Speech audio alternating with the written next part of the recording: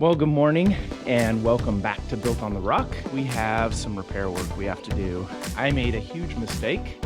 I made the mistake of driving my skid steer over the plumbing, cracking the pipe about 30 to 36 inches down.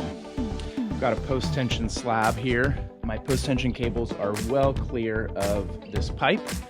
So what we've got to do is core into our slab. Dig out all the base material down to about 3 feet, cut the pipe out somehow, couple it, repair it, bring it back up, put the base back, and then we'll be doweling into the slab and epoxying in some rebar to tie in this little patch that I'm doing. If you aren't a subscriber, please click that subscribe button, like this video if you enjoyed it. If not, don't do it. And let's see how this goes. All right, so we've got our concrete wet saw here.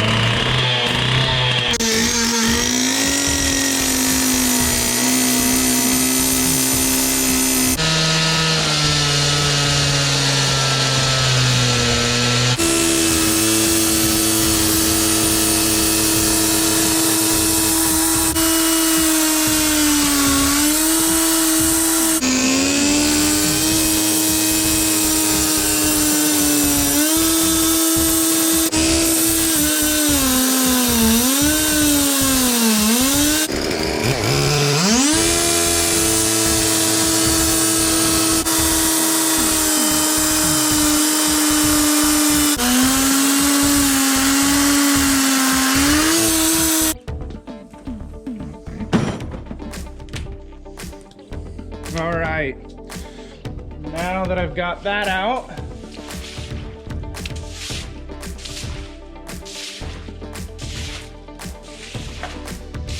oh, good way to ruin a tape measure.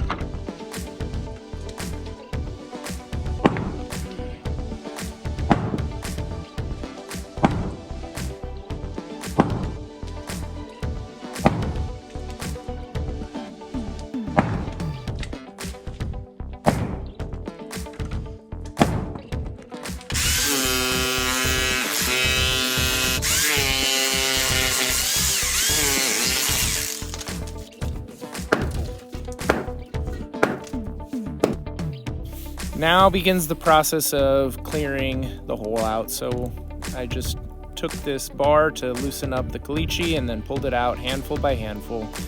And it took a long time, but we got it done eventually. Now what I'm doing here is I'm gonna flush the line out because this pipe was broken and it kind of offset from the opening. So while I did vacuum out as much debris as I could, I just want to make sure that I've got all my debris out. Get that out of there. All right, so what can you see? So there's this 45-degree elbow here, and it went down into a T, a sanitary T. So I'm gonna replace that with a long Y. But first, so I don't cause any more debris to go in there, I'm gonna plug our drain up down here. All right, there we go. Now we're nice and secure.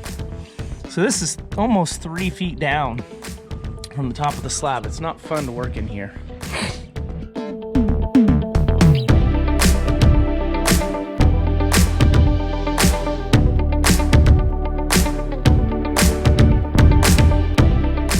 All right, we got everything cleaned out. Now I just got a primer everything, and then take my long sweep Y and my 2-inch coupling, put it on, hopefully it all fits in all right. All right, well, I found out some bad news, and at first I had thought that, oh, here's the pipe. First I had thought the pipe had broken maybe just above this fitting, and I was gonna cut that fitting off, or sorry, cut the pipe off, couple it, and then put a new riser pipe back in, coming up out of the ground here. Then I found out that the T had broken right here. Got that out, dug it out, was all ready to put everything back together. Found out that the pipe didn't break, just break at this T. It also broke at the 90, which is another foot further down. Well, right now, I'm at 36 inches and it's getting very difficult to get down into there. So, I gotta keep going.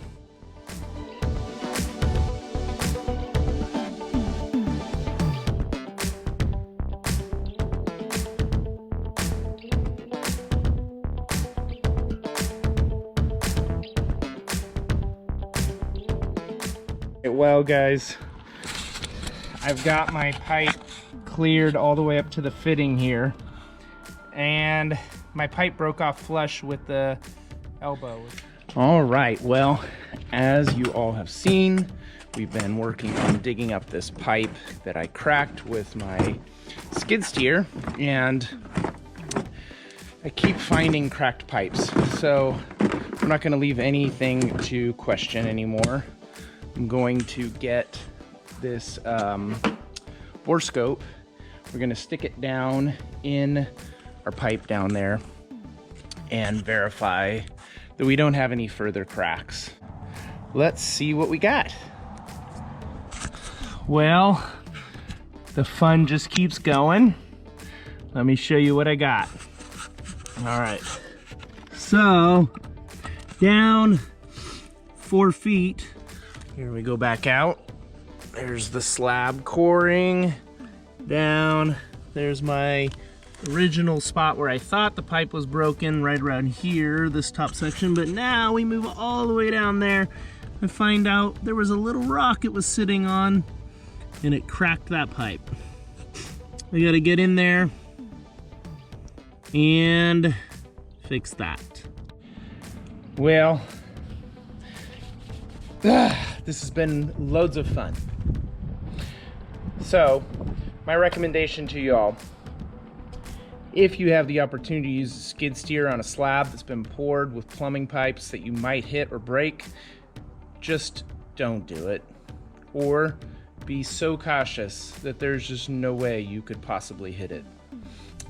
I've got this revealed all the way back to there. No more breaks. I stuck the bore scope down there. We're good. So now I need to get a coupling, a long sweep 90, and start bringing the pipe back up. Oh, I've already got my coupling glued up down there. I couldn't really show you that just because it's too far down there. It's just too difficult. So I'm gonna prime up my fitting, a pipe here.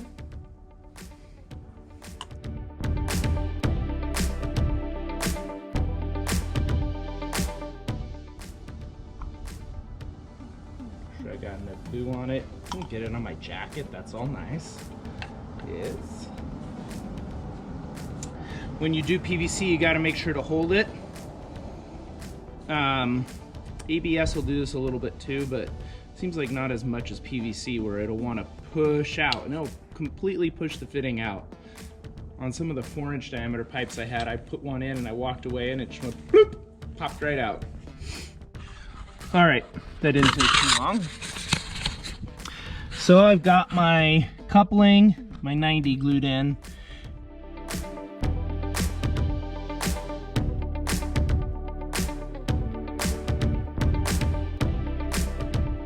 Got that repaired. Now we got to get our riser pipe coming up through the slab here.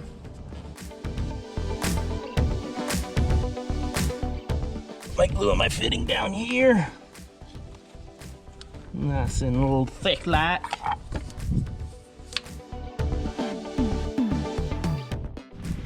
All right, we're glued up. Now, what we're gonna do is I'm gonna fill this thing with water in a minute. All right, so I've had water running on this for a couple minutes now. Probably about 10 minutes. And didn't see any issues here. So now it's time to backfill.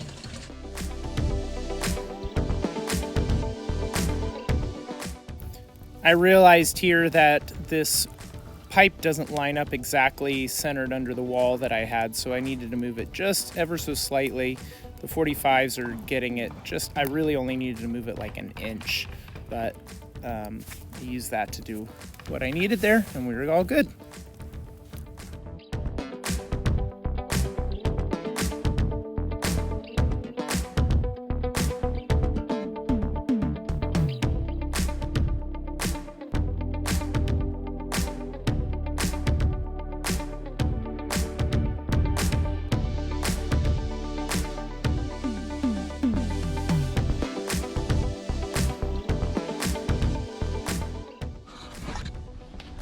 All right, so I've drilled my holes here, and what we're doing is we're doweling into the existing slab to tie patch into the existing slab. We don't want it cracking or separating. Obviously, there's probably going to be hairline cracks there, but we want to tie it in so that it's structurally not compromised at all. I'm going to cut my rebar pieces. I'm going to blow out the holes here with my compressed air, and kind of get those cleaned out. Then we're gonna epoxy the Simpson epoxy in here. That's what we're gonna do right now.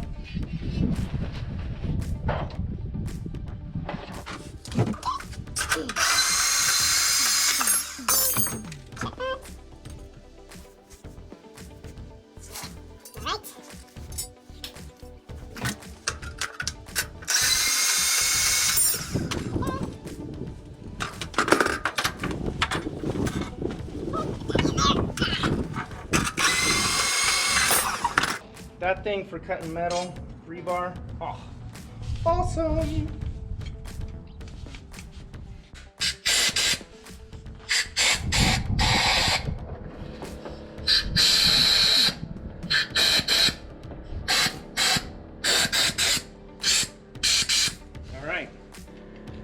All right, so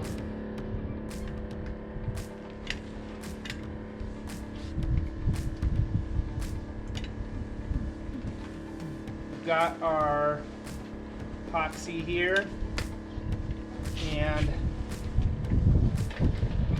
not used this one before, but it's all my local store had, so it's very runny, which certainly makes this easier to apply, so I'm not complaining about that aspect of it. What you want to do is kind of twist it as you're going in, so you can know that you're getting just like wrapped around. There you go.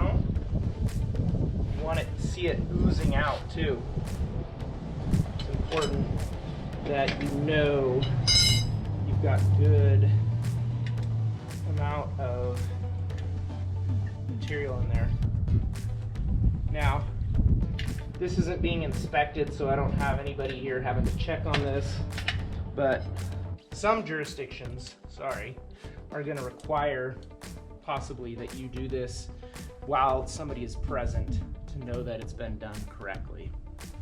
This says it's applicable for what I'm doing, so I feel good with that, but obviously make sure before you use this AT-XP stuff, make sure that your engineer has approved this as a sufficient fix for whatever you're doing, or that your local municipalities are okay with that kind of thing. Got the epoxy done, and oh my goodness, what the heck? Okay, this stuff sets up real fast. Now we're gonna get our plastic down, keep moisture from the ground from seeping up into your slab. So I'm gonna wrap that with this foam wrap, tape it up, and then, I mean, man, I think I can pour the slab today, pour the patch today, so I'm gonna do that. Stand by.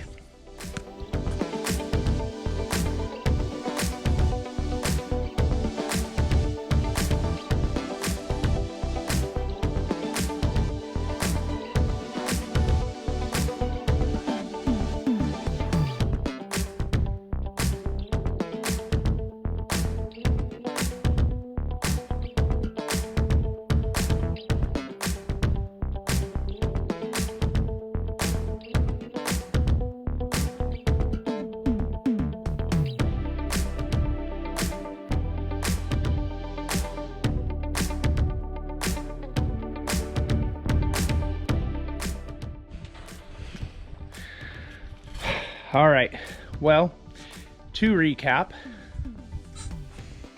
we had a broken pipe. I did it. It was my fault. It was a nightmare digging up that pipe, that section, 4 feet down, cutting out the old pipes, repaired the pipes, and now we've done our patch. I am not a concrete pro, so concrete people, go ahead and judge me on that. It's not done yet. I'll go over it a couple more times, but it's going to be under a wall, and then the areas that are exposed, I'll feather it out and the floor will cover it, but it's flat. These are the remnants of all the pipes that I broke, and I didn't break these any more than they came out. They were broken like this pretty much. I guess I did cut this one. So, moral of the story, don't drive over your pipes with a skid steer. Thanks for watching.